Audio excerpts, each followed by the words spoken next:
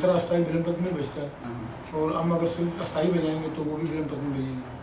ठीक, सही। और इसकी जो आमतौर पे गतें हैं वो किस मात्रे से उठती हैं रज़ा खानी में और मसीद खानी में? सितार की जो गतें हैं वो हमने तो सीखा है इसको हमको। सही। कई अस्थाई ऐसी हैं, इसकी गत ऐसी हैं सितार की जो 12वें मात्रे से बोल पकड़ा जाता है। अच्छा, वो कौन सी है? वो रज़ा खानी है। वो रज़ा खानी है, ठीक। और मसीद खानी जो? मसीद खानी जो संत की जो शुरुआती सम से उसकी। ठीक। तो मैं अलग करम मैं आपको मुँह से भी बता। और जो मिसराब के हैं आपके बोल, जी हाँ, वो रज़ा खानी में क्या होते हैं? पहले रज़ा खानी आप बता दें। जी हाँ, रज़ा खानी में ये होता है कि मिसराब रज़ा खानी में भी बजती है के तरीके कार बजाने के। हाँ जी, रज़ा खानी में तरीका कार क्या है मिसराब? रज़ा खानी में ये कि जैसे हमने आली बांधी है, उसमें अगर 3 ताल में बजा रहे हैं तो जैसे तबले का एक कायदा होता है, ऐसे रज़ा खानी में फिर दुरुद के अंदर बिलमपत में कायदा बजता है। जब गत बिलमपत में बजती है उसमें फिर दार दार दिरदार दार, ये दुरुद बजा रहा हूँ, चौथी लेकर घूम रहा हूँ, दार दार दिरदार दार दार नहीं, दार दार दार दार दार दार दार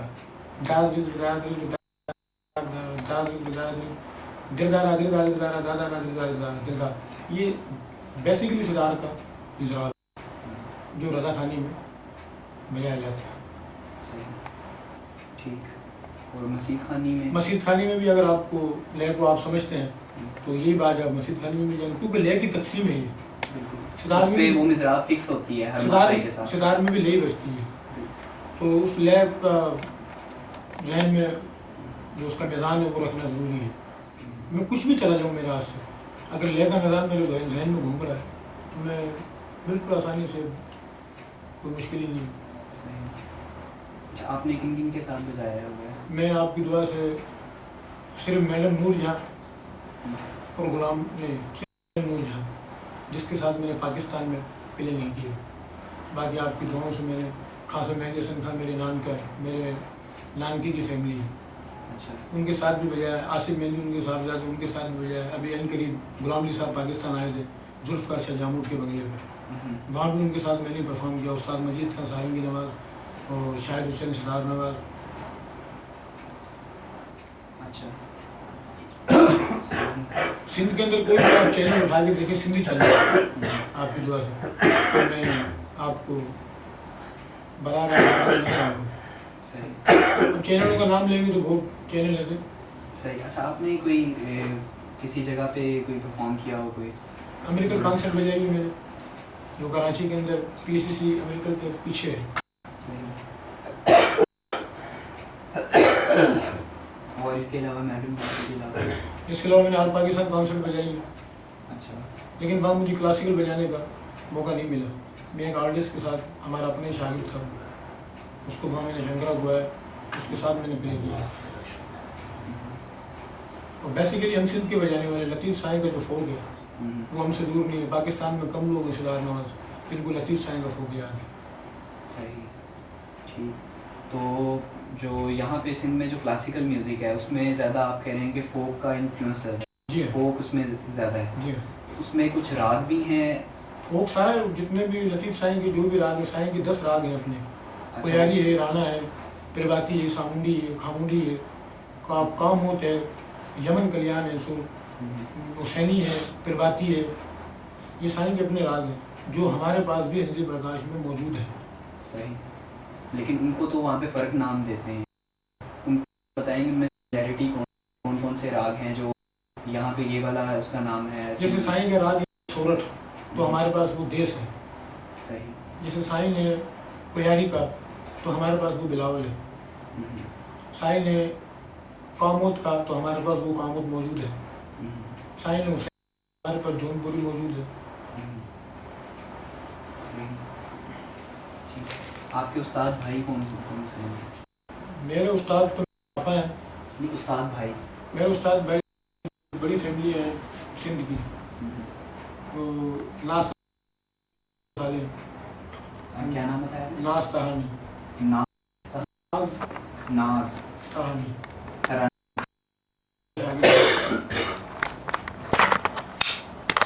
और इसके अलावा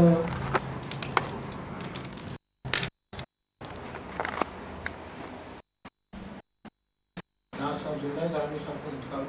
अच्छा, उनके शागिर्द थे वो? उनके शागिर्द हैं, वो जिंदा है, वो हयात हैं। सही। इसके अलावा आपके जो घराना है वो से शुरू होता है? जयपुर से शुरू होता है। सही। उनमें बड़े सबसे पीर भाइयों के अंदर आप रिश्तेदार अबू ने लाहौर में लोग रह रहे हैं, वो रिश्तेदार सबको बताया है, लेकिन वो जिसका खाना उसका खाना वो कम लोग हैं। निज़ामी साहब को मैंने खुद एक अस्थाई याद कराई थी, जो उन्होंने बजाय इस्लामाबाद से नाम की शुरू कर दिया, खाना बंद कर दिया।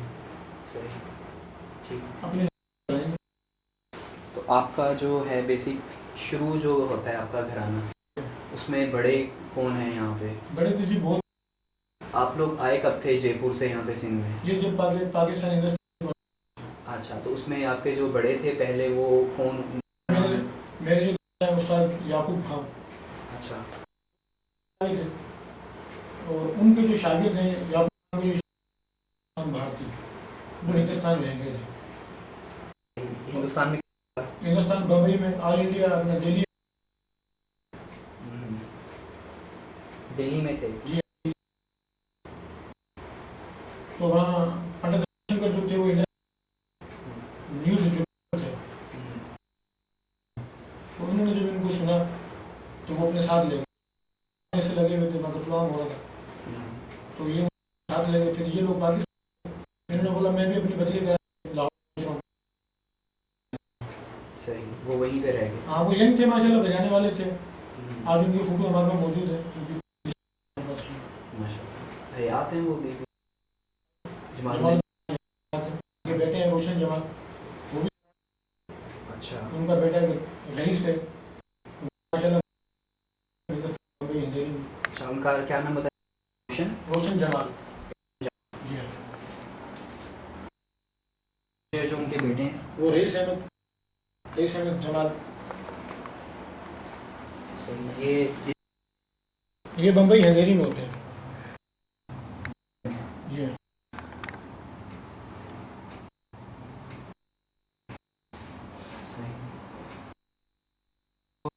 खानदान आबिद साहब के वालिद साहब का नाम? उस्ताद याकूब हुसैन। उनके वालिद साहब का नाम उस्ताद गनी। और गनी साहब के वालिद साहब का नाम? कादिर खान। आप ऊपर से अगर शुरू कर लें कि सबसे कौन है? हैदर हुसैन खान। नहीं, सबसे ज़्यादा अहमद बख्श जी चल रहा है। खान साहब अहमद बख्श खान जो थे वो भी खान साहब हैदर के शागिर्द थे, तो पहले हैदर हुसैन खान के नाम। अच्छा, हैदर हुसैन खान दिल्ली में जी, ये फिर ये जयपुर आए। हैदर हुसैन खान आपने बताया ना, भारी से थे, मूंछें थी। अच्छा, आप तस्वीर है इनकी आपके पास? नहीं, इनकी तस्वीर तो मेरे पास संगीत में थी, हमारे बुजुर्गों, उसमें इनकी फोटो थी मेरे पास। अच्छा, इन क्या इलाके जयपुर है, जयपुर में ही थे जी हाँ। दिल्ली में तो हमारे दादा खान जमाल खान नौकर रेडियो पे जी। ठीक। अच्छा, हैदर खान साहब से जो आगे औलाद हुई है वो उनमें अहमद बख्श हुसैन खान की औलाद के बारे में कुछ मालूमात नहीं है, सामने कैसे आय ना होती। खान बख्श खान को उन्होंने बताया था वो। और अहमद बख्श खान साहब? अहमद बख्श खान जो है वो हमारे सरदादा है, उनकी औलाद नहीं थी। उनके भाई कोई? हमारे परदादा को लिया, भाई तो उनके हैं लेकिन नाम जिक्र नहीं करते हम। अच्छा, फिर भी उनके कोई आपको पता हो वो उनके भाई कौन थे? अहमद बख्श खान के वालिद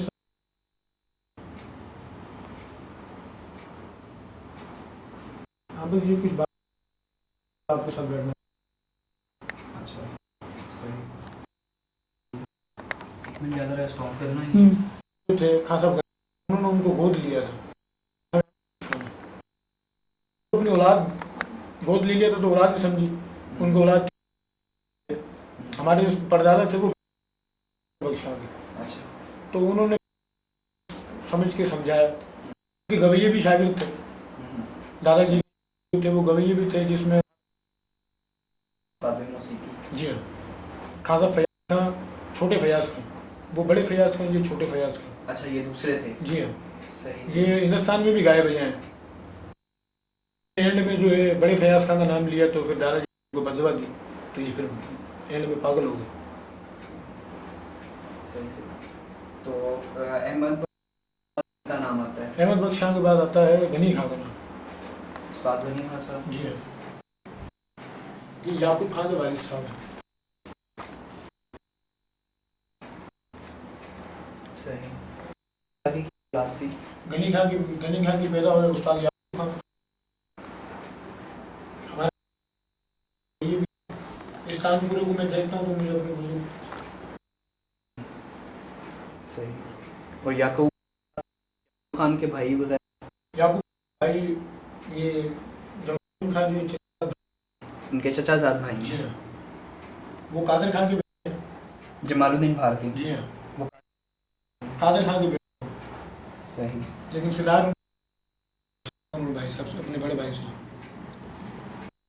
और जमालुद्दीन भारती साहब ने किनसे सीखा? याकूब खान से। अच्छा, वो शागिर्द इनके हुए। जी। सही। और याकूब खान साहब से फिर आगे याकूब के 3 बेटे हैं। क्या नाम उनके? एक का नाम उस्ताद आबिद हुसैन, जो मेरे वालिद साहब है, मेरे उस्ताद भी।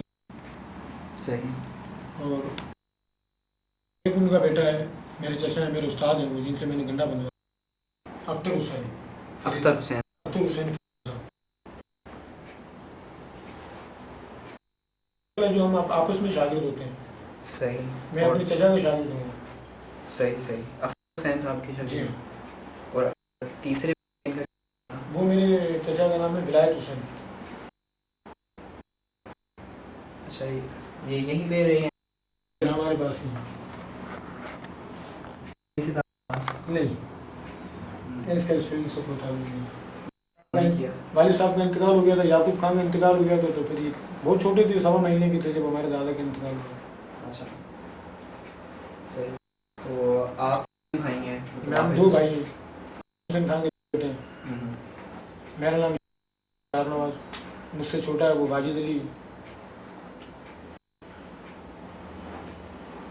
और अख्तर साहब मेरे ख्याल है 5 बेटे हैं। उनके क्या क्या नाम है? एक का नाम फिदा हुसैन है, एक का नाम हामिद हुसैन है, अच्छा। एक का नाम हसनैन है, और एक का नाम शेरी। असल नाम क्या है? शेर अब्बास। और 5 उनके बेटे? वो 4 बेटे हैं। अच्छा, 5। वो पोता जो है ना उनका, वो मेरे जहन में आया। इनका पोता? अख्तर हुसैन साहब। अच्छा, वो भी बजाते हैं सितार? नहीं, वो सही। तो आगे इनके तो वो हैं साजिद, उनके बहन लगते हैं। तो हबीब खान साहब कहाँ पे आते हैं? हबीब खान जो है वो उनकी फैमिली मोहम्मद खान की फैमिली है। अच्छा, ये अहमद बख्श खान साहब की फैमिली। अहमद बख्श सही। की भी है वो? हामिद मेरा भाई है। अच्छा, हामिद साहब आपके भाई? सही। तो इनकी कितनी औलाद है? इनके 2 बेटे हैं, बहुत छोटे नहीं अभी, उनके रिश्तेदार की तारीफ शादी अभी हमने कर ली है। मासूम है, अभी पड़ेगी। सीखना तो होता है इसी बिल्कुल। और हसनैन साहब जो हैं, ये भी बच्चा है, और शेर अब्बास? वो भी नहीं है। ये भी नहीं है। भाई बजाते हैं? मेरा भाई छोटा, वो सितार भी बजाता है, गायकी सिखा रहे हैं हमारे बाबा। सही। तो वो भी उधर ही आपके साथ ही रहते हैं? सही। तो वो बख्श खान साहब की क्या? वो भी इनके शागिर्दों में से है। जी हाँ। मोहम्मद खान के वो किनके शागिर्द हुए? मोहम्मद खान जो अहमद खान के शागिर्द हैं। सही। फिर मोहम्मद खान के बाद उसके पास। मोहम्मद साहब की औलाद में से कौन है? मोहम्मद खान की औलाद में खाला हबीब खान बेटा है इनका। सही। इनके और भी थे?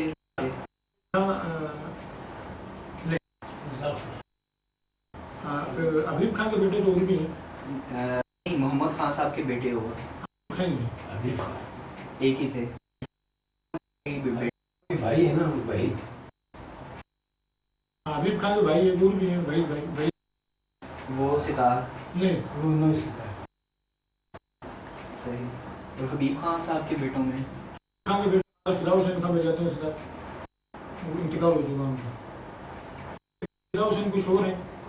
और ये वाले जो अख्तर के हैं वो और हैं। वो और है, वो खाना अच्छा नहीं। ये अच्छा, मोहम्मद ये वाले फिदा हुसैन साहब और हैं। ये साजिद अली साहब है। अच्छा, ये वाले साजिद के वाले। जी हाँ। ठीक। हबीब साहब साजिद साहब के दादा थे। जी हाँ। और मोहम्मद खान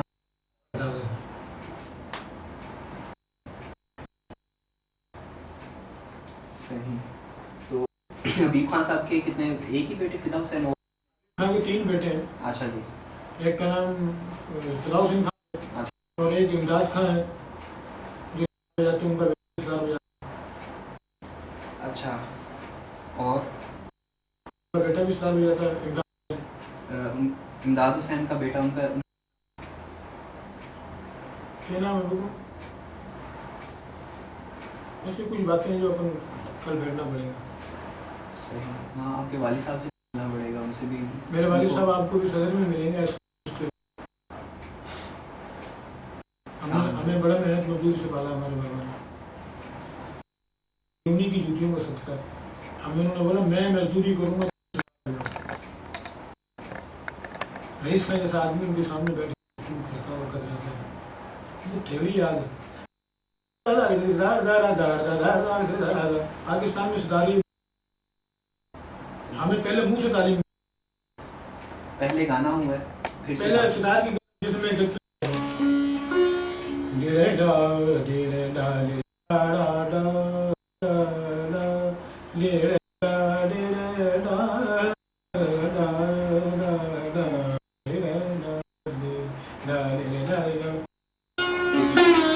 मिनट माजरा चाहता हूँ।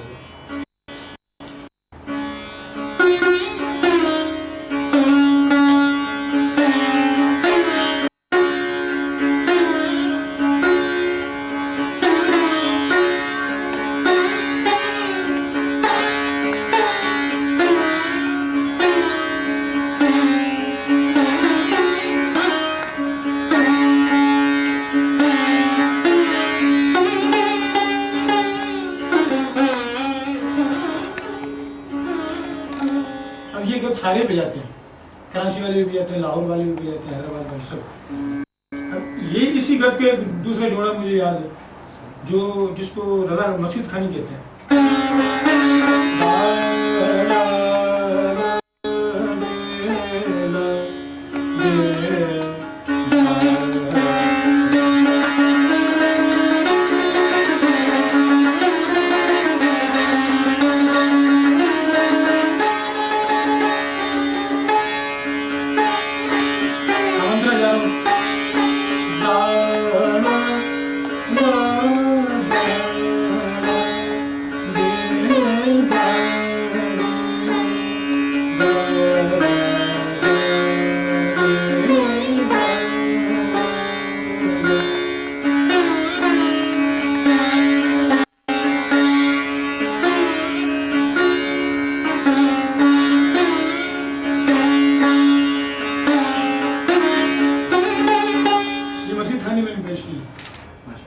इसका 32 कबर है जो विलंबत में है ना। जी विलंबत है। दो साहब इस पे लग जाएगा। कल बैठेंगे ना, कल की टाइमिंग रखो तो कल जितना शाम में बैठेंगे उतना मजा आएगा। सही। शाम में ये कि मैं एक तो इलाके से वाकिफ नहीं हूँ। आप बेफिक्र हो जाओ, मैं आपको आप जहाँ बोलोगे मैं आपको लेने के लिए आ जाऊँगा। मुझे पूरा सिंध अपना है। हाँ आप बेफिक्र हो जाओ, हमारा मेहमान हो। हाँ किसी चीज़ की टेंशन नहीं है। मैं इस टाइम टेंशन में हूँ। मेरे को सफ़र 2 घंटे का सफ़र, पता नहीं क्या रास्ते में क्या नहीं क्या, इसलिए मैं आपसे बोल रहा हूँ कि कल की टाइमिंग रखें। उसमें मज़ा आएगा आपको भी और हमें भी। फिर मैं कोशिश करूँगा 2-4 फोटो तो आपको आपने देख ली होंगी। हाँ कुछ हैं उनमें से मुझे अगर आपको मौजूद है तो मुझे दिखाएं कौन से फोटो। सही स्टॉप करना। ये मूवी ले लो मूवी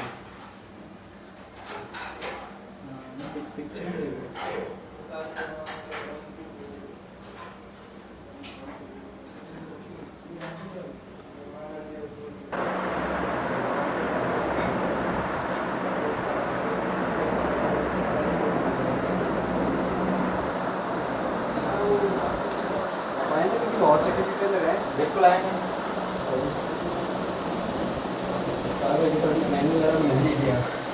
ये आए थे पिछली दफ़ा बहुत शॉर्ट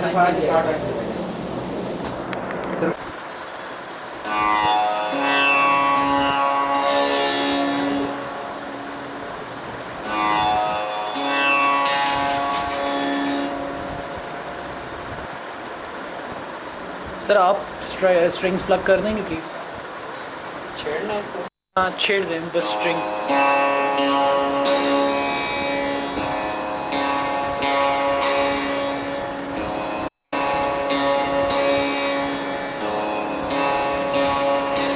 ओके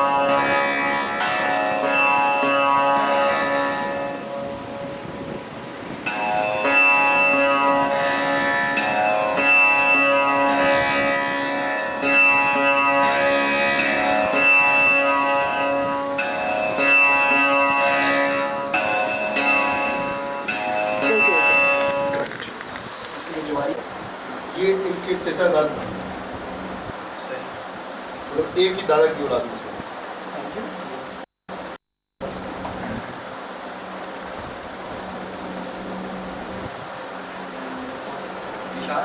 जी सिर्फ एक सेकंड। नीचे रखते हैं तो भाई मुझे उससे वो होता है 1 मिनट अंतराल चाहिए और अपना पूरा नजर करते हैं वो पड़ा हुआ है तो बड़ा काम कर रही है बोर्ड बहुत बड़ा है उसका उससे भी बड़ा है जो उधर से लेकर के बड़ा है उससे बड़ा वो उन्होंने संभाल के रखी है। मेरे दादा है और ये दोनों भाई आपस में खान करते मतलब मेरे दादा ये भी है ठीक और ये जो खान साहब है इनकी वालदा और मेरी वालदा दोनों बहन सगी में और उनके भाई हैं ये मामू है हमारे।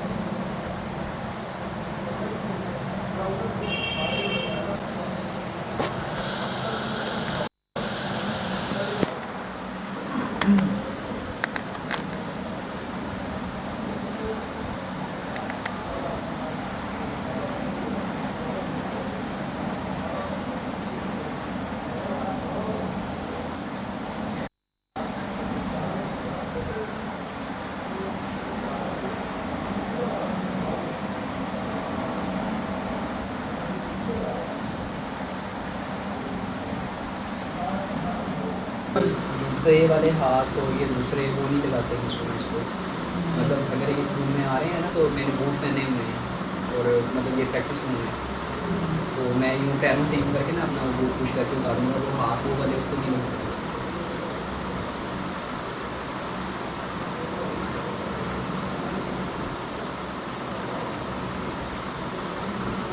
खान के बेटे हैं अली अकबर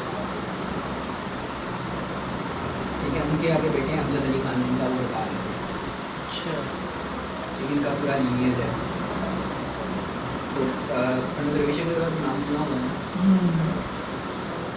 तो उन्होंने बेसिकली उनकी शादी भी उनसे की ना वो उनसे उनकी बेटी से बाबा लाउद्दीन खान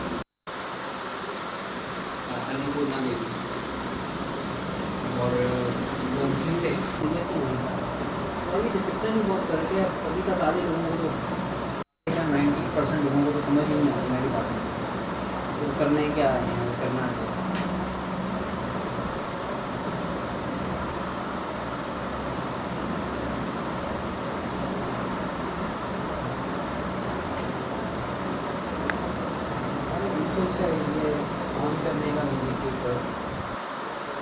जवाब ही मेरी ज़्यादा फटेगा।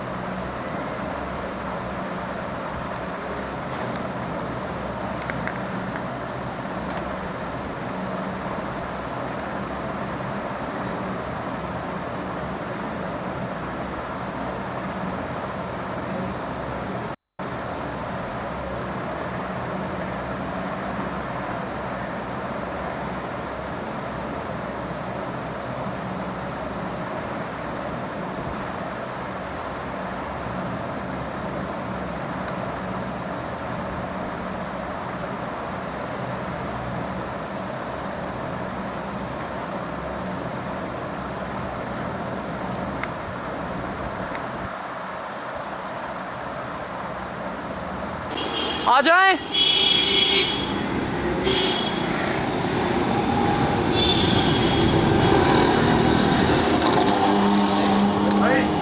हेलो।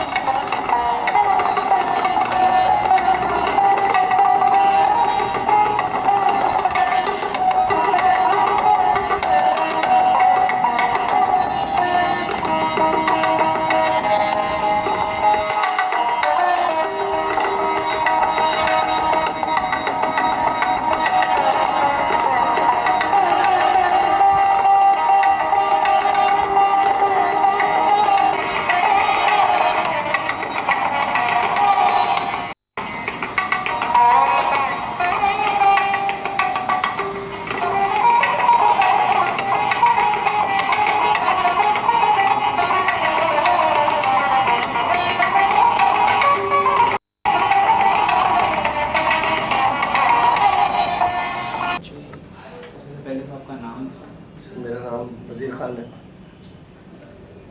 और मैं उस्ताद करीम बशपेरमा का शागिर्द हूँ। बशीर ख़ान मेरे उस्ताद भाई हैं। और एक नाम आपको और बताया जाए कि मास्टर अल्लाह भी मेरे उस्ताद भाई थे। तो तबला आपने कब शुरू किया था? तबला तकरीबन कोई 9-10 साल की उम्र से शुरू किया। हमें बचपन से ही होता है ये, इससे भी मिला हुआ नहीं। साहब भी तबला हो जाते थे, दादा भी तबला हो जाते थे, नाना भी तबला हो जाते थे, मामू भी तबला हो जाते थे, सर भी तबला हो जाते थे। अच्छा, तो आपने कौन कौन से सितार नवाज जो हैं जिनके साथ आपने संगत किया तबले पे? मैंने ये खसाब शरीफ खां पूछ वाले और कबीर खां, वैसे ये इमदाद हैं, बड़े इमदाद जो कहलाते हैं। एक तो इमदाद हुसैन अब है जो एक इनसे पहले है। इनसे पहले वाले कौन से हैं? उनका नाम भी इमदाद हुसैन था। लेकिन वो कहाँ पे थे? वो भी कराची में थे। अच्छा, वो फौत हो चुके हैं? हाँ, ये इसके इस बारे में मुझे सही इल्म नहीं है, लेकिन वो बड़े इमदाद के नाम से मशहूर थे। अच्छा अच्छा, और वो किनके बेटे थे? उनके वालिद साहब से तो मेरा नहीं खैर के बारे में पता मुझे। इन इमदाद का तो पता मुझे कि हबीब खान के ही बेटे हैं। अच्छा, ये वाले जो अब कराची में अब है तो कराची अब जो है, और ये तो हमारे सामने यहाँ हैदराबाद स्टेशन में तैयार हुआ। किसी टाइम इसकी बुकिंग की थी यहाँ 2-4-5 दिन की। सही। हबीब खान जो थे वो माशाल्लाह नाम वाले आदमी थे, अच्छे बुजुर्ग थे, उस्ताद आदमी थे, इसके बारे में अच्छा जानते थे। लेकिन जैसे खतब शरीफ खान, ये बहुत बड़े सितारे थे। कबीर खान बहुत बड़ा नाम है। तो इनमें और उनके स्टाइल में आपको क्या फ़र्क लगा? क्योंकि आपने तो बजाया तो दोनों के साथ। स्टाइल जो है ना वो तो ज़ाहिर है दोनों का मुख्तलिफ है। देखिए आज के दौर में जो सितार बज रही है, तो ये जितने पुराने सितार नवाज हैं, जैसे रईस खान हैं, रविशंकर जी हैं, अब्दुल अलीम जाफर खान हैं, बिल्कुल 3 फ़र्कबाज हैं, लायत खान हैं, ये सब लोग जो है एक अपना अपना से चला है। और आज के दौर में जो है इसको सितार तो कही जा सकती है, लेकिन बहुत कम लोग बजाते हैं, इसलिए कि एक ख़ास बाज होता है जिसको मदरस्तान कहते हैं। सही, नीचे का। तो अक्सर ये देखने में आता है कि आजकल के जो सितारे हैं इनके पास तो तारे नहीं होती उसमें। सही, ग्राम की तार निकाल दी हुई। हाँ, मोटी वाली। वो कितनी देर तक ये नहीं पता लगता था कि ये सितार शुरू हुई है कि बीन शुरू हुई है, जैसे चतर बीन है, सुर बीन समझ है। गया, विचित्र बीन है। तो काफ़ी देर तक ये नहीं पता लगता था कि ये सितार शुरू हुई है या बीन शुरू हो गई। और दरअसल ये है कि इस दौर में उस तरह का मुआवजा भी नहीं है। क्लासिकल आदमी बजाने के लिए कोई भी इंस्ट्रूमेंट कम से कम 10 साल चाहिए। सही, सही बात। जिस आप ताल की दुनिया में आ जाए 360 साल है, सही। जिसमें राज कितने होंगे? ज़्यादा से ज़्यादा आप 10, 11, 12 लगा लें। इससे ज़्यादा 3 ताल है, जब ताल है, 1 ताल है, वो लइए, दादरा कैरवा है। रागों में भी इसी तरह के राय वो किसमें लगा लें है कैरवाई, वो किसी तरह से भी लगा लें। तो ताल जो है वो तो अब जैसे 14 मात्रे के ताल शुरू हो गए। 14 मात्रे के धमार 14 मात्रे, और धमार 14 मात्रे, झुमरा 14, आड़ा 14, फरोदस, ये सब 14 के ही ताल है। दीपचंदी जिसको कहते हैं, हाँ ये 14 मात्रे का ताल। लेकिन झोल फर्क है। हाँ, झोल का फर्क है, दम का फर्क है, झोल झोल का फर्क है। ऐसे 3 ताल जो है 16 मात्रे, इसके 17 ताल है। ठीक है, कवाई भी आ गई, 3 ताल भी आ गई, सितार खानी भी आ गई, दम का ठेका आ गया, सवारी भी एक 3 ताल की, जैसे एक वाई है, कैश ताल है, ऐसे करके वो और भी 8 मात्रे के भी काफ़ी ताल हैं। ये सब इसी से इनका ताल्लुक। अच्छा खान साहब, जब आपने माशाल्लाह इतने बड़े नामों को साथ आपने बजाया, बड़े बड़े सितार नवाजों के, जी जी जी, तो उनमें ज़्यादातर कौन से सितार नवाज कौन सी ताल ज़्यादा बजवाते थे, और फिर क्या ज़रूरत और बुलंदत का क्या हिसाब होता था, कितने दर्जे बिठा के लगवाते थे, लयकारी इनकी किस तरह की थी? देखें कि ये जो सितार ज़्यादातर जैसे शरीफ खान बजाते थे, हाँ जी, शरीफ खान का जो चक्कर होता था वो 32 मात्रे का चक्कर होता था। ठीक है, 2 दर्जे बिठा लेते। एक ज़रब से बैठते थे, 16 तो है, एक ज़रब और बैठ के तो 32 हो। सही। क्योंकि सितार में इससे ज़्यादा बैठना जो है ना वो जायज़ नहीं है। गवैया है, वो गाएगा तो वो 4 ज़रब से लगवाता है, एक ताला है, झूमरा है। अच्छा, ये सारी चीज़ें भी ये हैं कि आपको बता दी जाए कि ये भी जो पुराने लोग थे, जो सलामत खान थे, इस तरह जो बुजुर्ग थे, दिली खान थे, या ये जो लोग थे, ये उन तालों को गाते थे। जैसे आज तिलवाड़ा नाम का भी नहीं गाते, आड़ा कौन गाता है, फरोदस कौन गाता है। अब एक आसान से ठेके ले लिए उन्होंने, जैसे मुगली जो है, ये ताल कोई सोलो के लिए नहीं, छोटा सा ताल है, 7 मात्रे की, गीत गजल के लिए। अब इसकी इस्तेमाल इसलिए के लिए कि जो कुछ उसमें बजाते हैं वो उसमें बजा देते हैं लोग। हालांकि ताल तो ये कि 20 मात्रे से ऊपर के ताल जो है वो बजाने के इंद्रताल है, अष्टमंगल है, लक्ष्मी है, अर्जन है, दुर्गा है, रुद्र है। ये वो नाम है, शायद लोगों ने सुना ही कम। प्राइज ही नहीं। हाँ, सही कहते हैं। और ताल का एक मसला है कि ताल ताली के बगैर नहीं होता। एक मूली में गुल के जो ताल बजता है, ये सबक नहीं होता। सही कहते हैं। ताल का तो अपना झोल है। ताल का अपना झोल है और उसका जैसे मिजाज है। हाँ, पाँच ताल की सवारी, सही। पटताल, दोनों 15 मात्र के ताल। सही। सवारी झोल के बगैर बनती नहीं, वो 15 मात्र लगा दी। अब ये नहीं पता कि भाई ये सवारी है, ये पड़ताल है, इसलिए कि उस तरह से सीखा नहीं।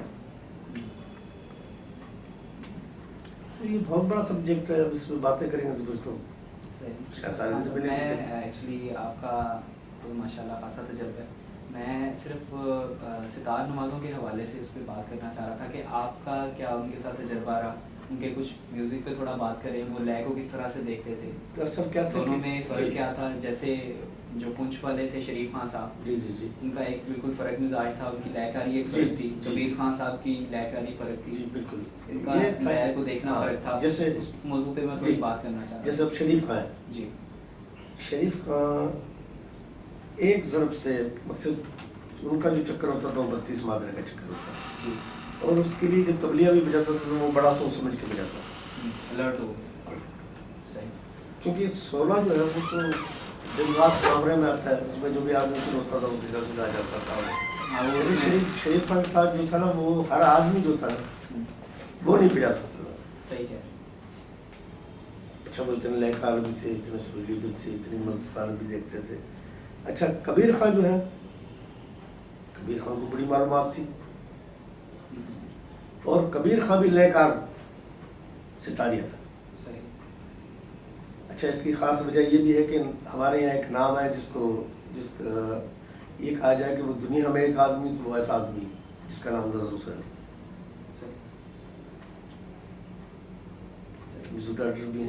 सरोद नवाज भी वो इस तरह था कि उसके साथ हर आदमी नहीं जोड़ के बजा सकता था। बिल्कुल सही। तो मैंने कई दफ़ा जो है कबीर खान को और नज़र हुसैन साहब को एक साथ बजाते हुए देखा। जुगलबंदी देखा, देखा होगा, टीवी में भी आया, वैसे भी काफ़ी दंगलों में सुना है सर। तो ये है कि ये सब लोग जो ऐसे हैं कि ये कह दिया जाए कि जी ये अच्छे और ये बुरे हैं, ये अच्छे बुरे की बात नहीं हो रही, अच्छे बुरे की बात नहीं हो रही, वो तो सभी बड़े लोग थे। हाँ, ये अपने अपने फन के एतबार से जो है ना, अगर शरीफ खान है तो वो अपनी जगह पर एक ही आदमी है, और कबीर खान जो है वो अपनी जगह पर एक ही आदमी। और पाकिस्तान में ये दो ही नाम बड़े थे, बाकी सभी अच्छे थे। आजकल भी जो बजा रहे हैं वो भी ठीक बजा रहे हैं। हमारे यहाँ भी हैं 2 सितार वाले, जैसे हाफिज हुसैन है, शायद इनका भी ताल्लुक जो है सैनी घराने से, जो माशाल्लाह ठीक बजाते हैं। जहाँ साहब उसमें जिस तरह से, क्योंकि इसमें तो अलाप के बाद वो मोहरा रखते हैं और सम दिखाते हैं गत में। जी जी जी।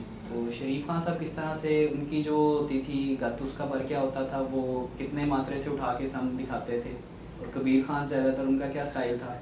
दरअसल क्या है कि रपत तो जब भी शुरू होती है उसमें 4 ही मात्रा का चक्कर रहता है।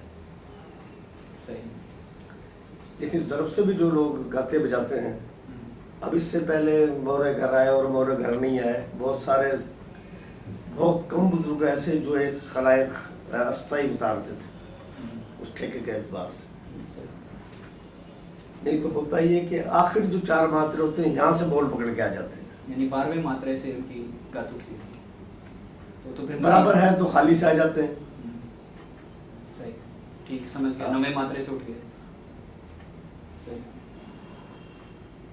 अच्छा, ये पहले जो थे बोल पकड़ने को ज़्यादा अहमियत देते थे कि भाई किस किस तरह से आदमी गाने वाला या बजाने वाला बोल पकड़ता है। सही, उसमें लयकारी दिखाता, उसमें लयकारी के अब जो आए तो किसी और तरकीब से आए, अब जो आए तो किसी और तरह से अगली।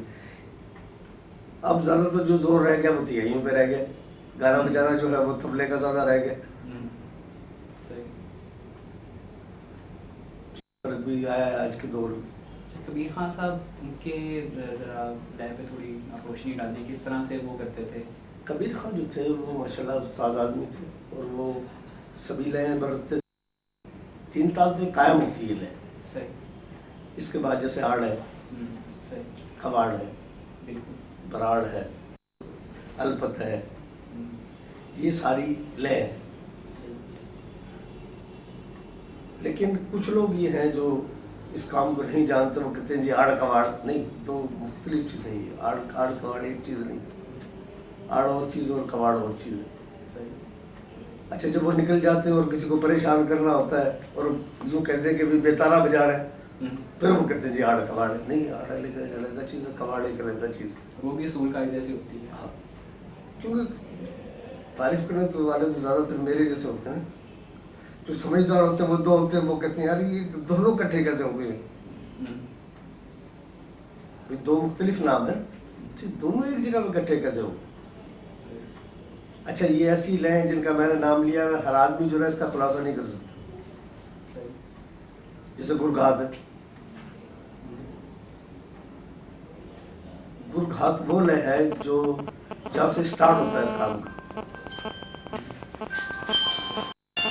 गुरु की बताई हुई घात, उस्ताद लय, यहाँ से शुरू होता है ये लय का हिस्सा। अब ऐसे 4 गाते,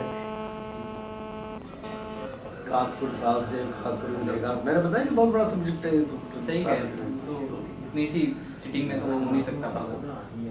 बस मेरा जो मेन टॉपिक था वो यही था कि मेन टॉपिक ये था कि आपका कि मैं एक अर्ज करूँ कि हम भी उनके सामने बच्चे थे, लेकिन हमें ये फक्र है कि मैंने बचपन में उनके साथ संगत की। सही। और ये बड़ी अल्लाह की मेहरबानी, मेरे लिए तो बड़े फख्र की बात है कि कबीर खान या शरीफ खान ऐसे लोग थे जिन्होंने उस्ताद जी के साथ भी बजाया, और मुझे भी अगर उनके साथ मिलने बजाने का आप हुआ तो ये बड़ी फख्र की बात। असल में तो है कि मैं बात ये चाह रहा था कि उनकी लयकारी का क्या क्या फ़र्क था। लयकारी क्या थी कि देखिए जी, लय जैसे कबीर खान साहब, उनकी जो गतें थी वो अमूमन उसमें किस तरह से उसको ट्रीट करते थे, किस तरह से देखते थे, उनकी गतें किस मात्रे से ज़्यादा उठती थी, फिर उसमें वो लयकारी किस तरह से करते थे। मात्रा तो जी बात ये कि मैंने अर्ज की आपसे कि कोई भी जब लय शुरू होती है तो आप देखेंगे या 4 मात्रे से शुरू होती है या 8 मात्रे से शुरू होती है, ये अपनी होगी। अब उसमें यह है कि लय का बर्ताव कौन कैसे करता है, तो ये दोनों मुख्तलिफ चीज़ें हैं। जैसे एक आदमी ऐसा कि वो आड़ को ज़्यादा इस्तेमाल करता है, 12 का इस्तेमाल ज़्यादा होता है उनके बजाने में। सही। अच्छा, एक ऐसे होते हैं कि वो जब्तार का भी इस्तेमाल हो रहा है उसमें, और चांचल का भी इस्तेमाल हो रहा है, और 3 ताल का भी इस्तेमाल हो रहा है। ये सारी मिला जुला के तो ये दोनों शख्सियतें ऐसी हैं कि ये दोनों ही बहुत बड़े लेखकार। लेकिन उनकी वो लयकारी का फ़र्क किस तरह से है? हाँ, फ़र्क ये है कि भाई शरीफ खान का ताल्लुक ज़्यादा पंजाब से रहा, तो तिहाई में उनकी तरफ ज़्यादा जोर था। सही। चक्करदार थे, चक्करदार तिहाई मारनी। कबीर खान जो थे उनका ताल्लुक यहाँ से था, कराची से था, इंडिया से था, तो वो ज़्यादातर जो थे वो बॉल पकड़ने को ज़्यादा अहमियत दिया करते थे। सही। यानी फिर के उसके बाद बॉल, हाँ, बॉल अकाल से उठ के आ गए, या ऐसी जगह से आगे जो आदमी सोचने में मजबूर हो जाता है कि यार यहाँ से भी आ सकता है बॉल। सही। ठीक। शरीफ खान साहब तो ज़्यादा वो सम पे आते, हाँ, सम पे आते थे ज़्यादा, ये बॉल पे आते थे, जहाँ से जहाँ से गत शुरू होगी।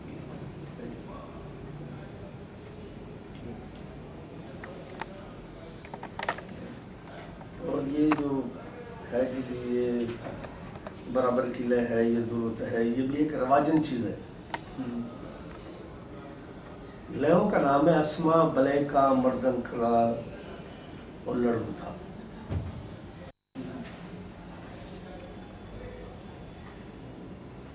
तो इसकी तशरीह जो है वो बहुत लंबी चौड़ी हो जाएगी, फिलहाल इसको ड्रॉप करते हैं। बहुत शुक्रिया।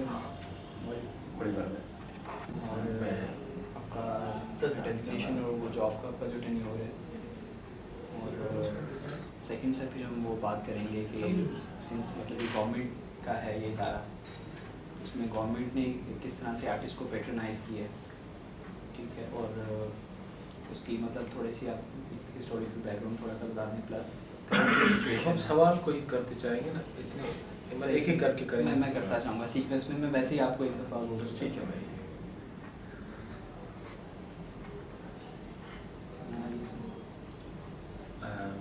मेरा नाम नसीर मिर्ज़ा मेरा नाम है, और ऑफिशियल नाम जो कि मैं स्टेशन डायरेक्टर हूँ रेडियो पाकिस्तान हैदराबाद, तो मेरा नाम नसीर बेग मिर्ज़ा है। ये फैमिली बैकग्राउंड है, चूँकि शमसुल माँ मिर्ज़ा कलीज बेग हमारे ग्रैंडफादर हैं, दादा हैं, लिटरेचर में उनका नाम कलीज बेग के नाम से आता है, गोया कि फिर ये तमाम फैमिली अपने साथ बेग का लगाती है।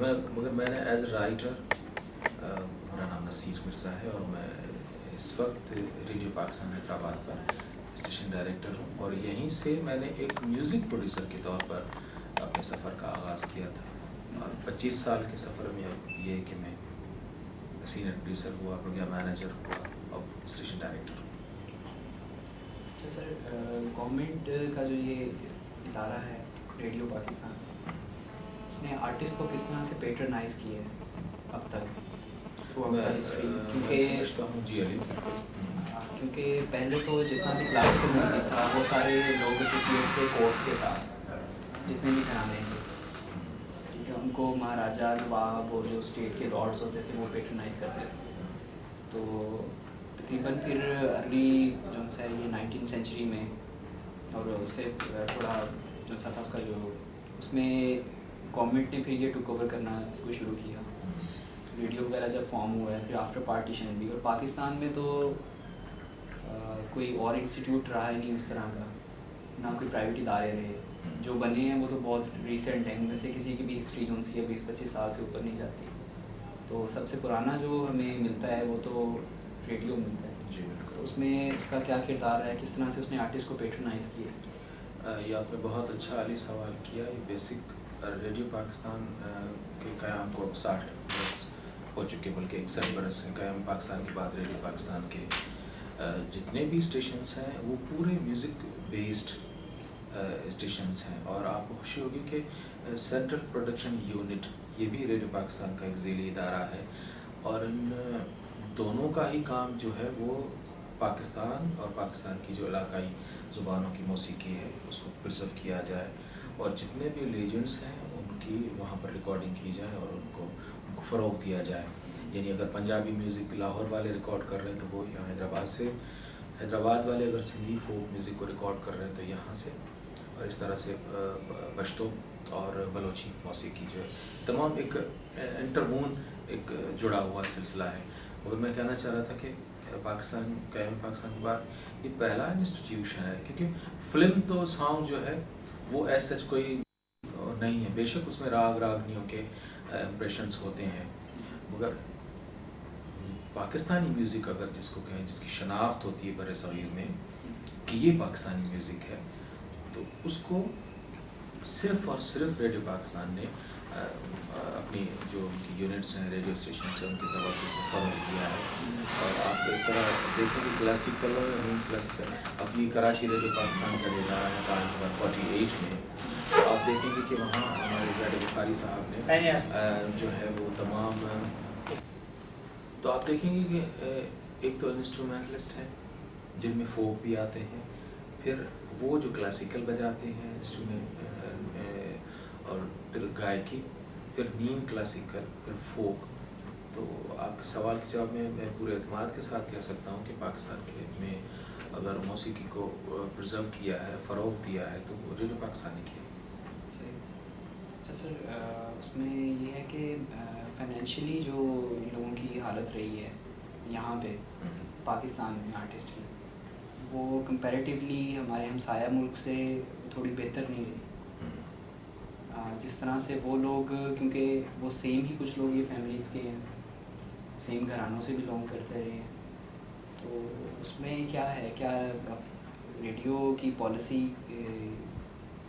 कुछ ऐसी थी कि क्या गवर्नमेंट ने इसके लिए ज़्यादा फंडिंग नहीं की उनके लिए? रेडियो पाकिस्तान के पास जहाँ तक मुझे इल्म है कि कभी भी फ़ंड की कोई कमी नहीं रही।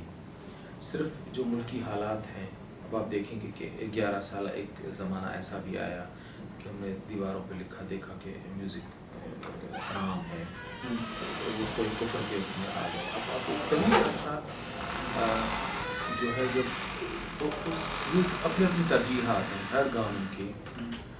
भुट्टो साहब के ज़माने में देखें कि इतना अपलाज है म्यूज़िक के फ़नकारों को, और आप देखेंगे कि प्राइड ऑफ परफॉर्मेंस सबसे ज़्यादा अगर म्यूज़िक के किसी फ़नकारों को दिए गए हैं तो वो भुट्टो साहब के ज़माने से हैं। ये जो 11 साल एक पूरा दौर है कि म्यूज़िक की जड़ें जो है ना वो काटी गई रेडियो पाकिस्तान से।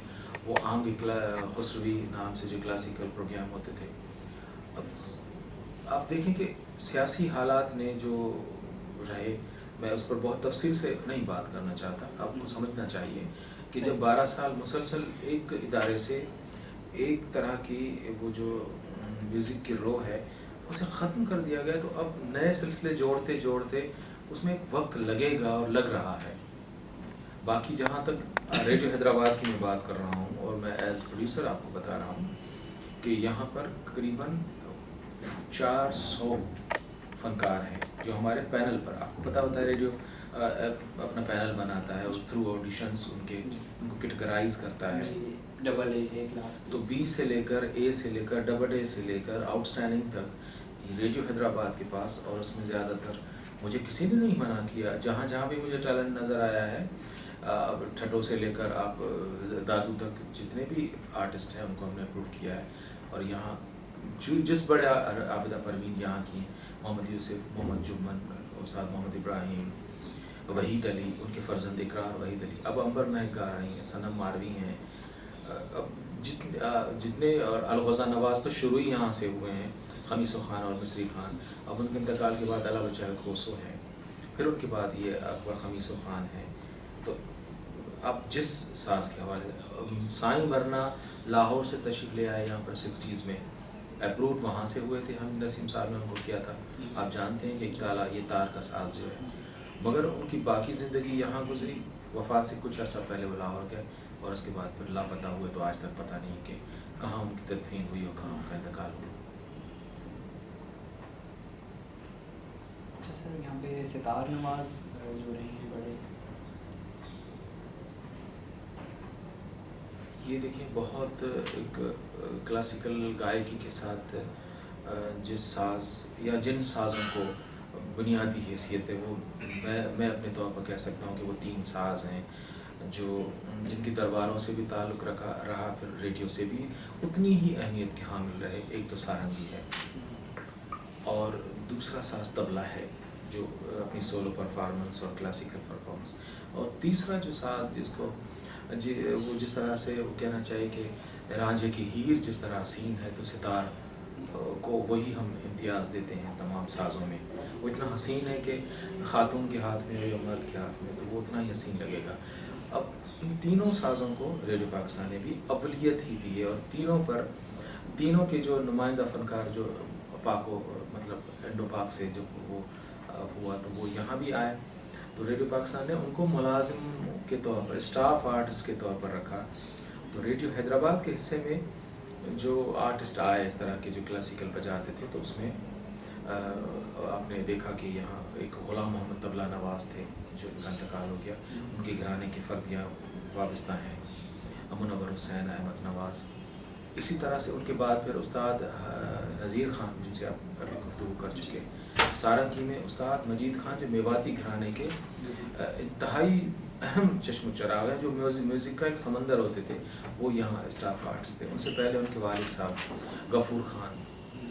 इस तरह से तानपुरा पर हमें भी इसी तरह फ़नकार हमारे पास रहे, और सितार पर स्टाफ आर्टिस्ट हमारे पास जो थे वो हबीब खान थे। अब मुझे 25 साल हुए हैं रेडियो हैदराबाद पर, उससे पहले ज़ाहिर है कि मेरा म्यूज़िक से उस तरह के सब कोई ताल्लुक़ नहीं था। मैं एक इल्मी अदबी घराने से यहाँ आया, तो मैंने यहाँ देखा कि सितार जिसको, क्योंकि अट्रैक्शन थी सितार में, मैं म्यूज़िक में रहा, तो यहाँ हबीब खान, और उस वक्त वो करीबन उस वक्त भी उनकी उम्र 60 बरस को होने वाली थी जब मैंने उनको अपनी आंखों से देखा। वो बहुत छोटे से कद के और बहुत शानदार बजाने वाले हबीब खान। अब उस ज़माने में वो ज़रा वो अफीम लेना, वो जो उनका, तो वो एक ठहराव था उनकी तबीयत में, और वो फिर वो तबले की वो चालें कि जिनसे भाग दौड़ किया जा सके, वो नहीं, वो बहुत गहराई के साथ, और जिस तरह से आप झील देखते हैं कि वो अपनी बहुत डेप्थ के साथ, तो उनकी तार और उनका चलन जो थी वो हबीब खान की, वो बस स्लो और राग को बजाते थे। और मेरे साथ उनकी खासी मोहब्बत थी।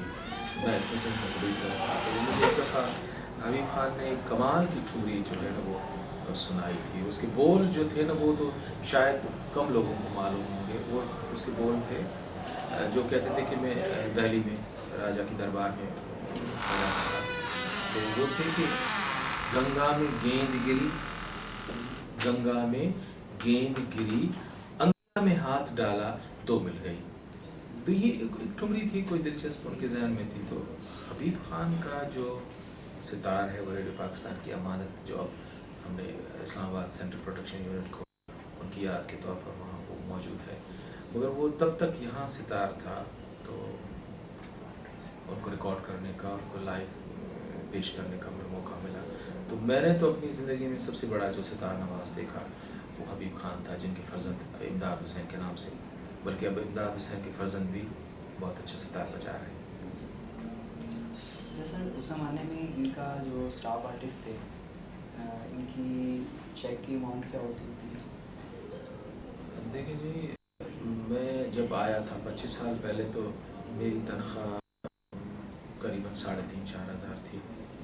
मुझसे 25 साल पहले जो थे वो 350 की तनख्वाह पर आते थे, यहाँ पर जो भी प्रोड्यूसर्स वगैरह होते थे। तो अब हबीब खान ज़ाहिर है कि आज से 25-24 बरस पहले थे, तो उनकी तनख्वाह मुझे जहाँ तक याद है कि कुछ हज़ारों में थी, यानी वो 4 या 5 हज़ार की वो तनख्वाह भी होते थे।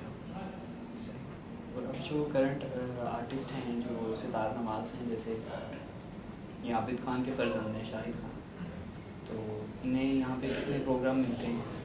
स्टाफ आर्टिस्ट हैं यहाँ पे।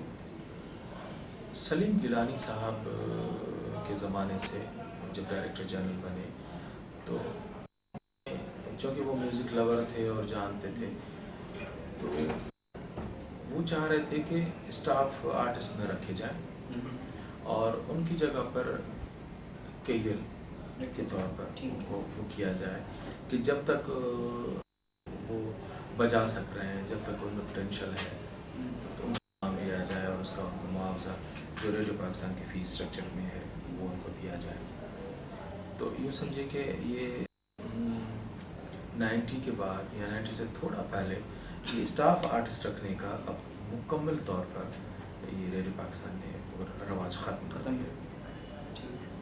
और जहाँ तक आपने यहाँ के सितार नवाज़ हबीब खान के बाद यहाँ आबिद हुसैन और शाहिद हमारे केएल बुकिंग्स पर 4,000 के करीब उनको 3-4 हज़ार के दरमियान में उनको यहाँ प्रोग्राम दिए जाते हैं। उनके वालिद साहब भी यहाँ जो बहुत अच्छे बजाने वाले, अब मैं इनको अब फनकारों को तो पैसों के हिसाब से नहीं तोल सकता, क्योंकि इनको ये सिर्फ इदारा नहीं, अब इनके पाकिस्तान टेलीविज़न है, प्राइवेट चैनल्स हैं, कैसेट कंपनियां हैं, जहाँ जहाँ इनके एफर्ट्स को इस्तेमाल किया जा सकता है, ये अपना फ़न है, ज़ाहिर है कि वो वहाँ पेश करते रहें। ये सिर्फ महाराजों की दरबार में होता था कि वो वहाँ के फिक्स होते थे, वो वहाँ बाहर नहीं बजा सकते थे। रेडियो पाकिस्तान ने अपने केयर्स के साथ या स्टाफ आर्ट के साथ ऐसी कोई पाबंदी नहीं रखी कि वो यहाँ से जाकर बाहर नहीं बजा सकते। तो वो कोई पेड ज़रा खरीद नहीं है, वो अपने फ़न को और जगह